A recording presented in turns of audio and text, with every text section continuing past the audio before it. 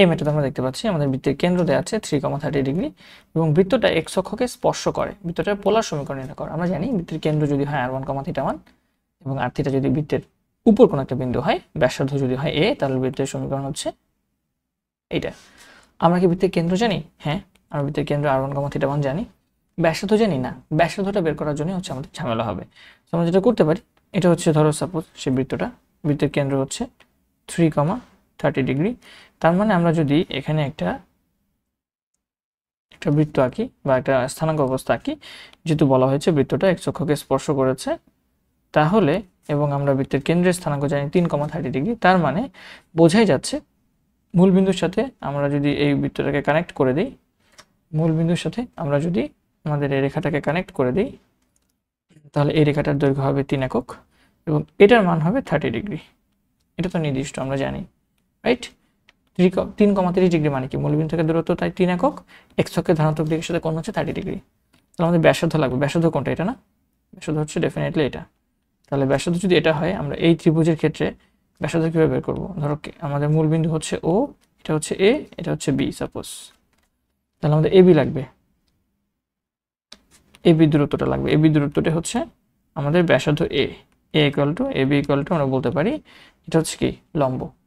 Sine theta equal to কি? লম্ব by অতিভুজ না? তাহলে লম্ব ইজ ইকুয়ালস টু কি হবে? অতিভুজ ইন্টু সাইন থিটা।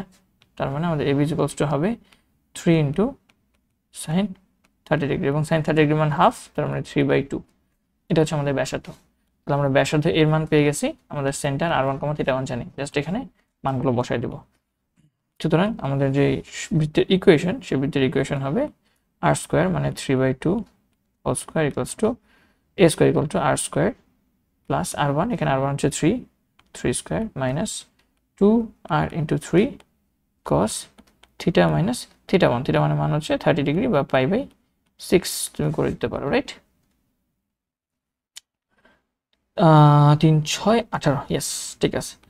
তাহলে আমরা যেটাকে লসাগু করার চেষ্টা করি, আমরা এটা বলতে পারবো 9/4 equals to r square plus এটা হচ্ছে 9 মাইনাস 6r, এটা কত হবে?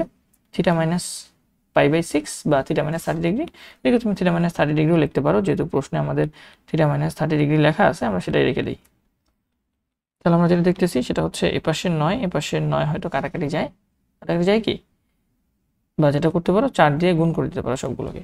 4 দিয়ে গুণ করে দিয়ে 4 নং 36, এটা হচ্ছে 4r স্কোয়ার। তুমি এটাকে তোমার নিজের মতো করে লিখতে পারো। 4 দিয়ে গুণ করে দিই আমরা, তাহলে এটা হয়ে যাবে 4r স্কোয়ার প্লাস এটা হচ্ছে 4 দিয়ে গুণ করলে 4 নং 36 minus 424 24r cos theta minus 30 degree equals to 9।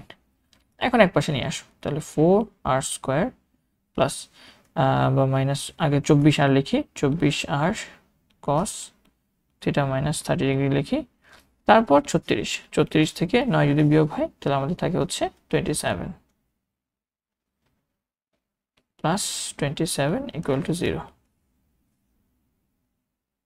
So এই ছিল আমাদের অ্যান্সার। হোপফুলি আমি এটা বুঝতে পেরেছি। ধন্যবাদ সবাইকে।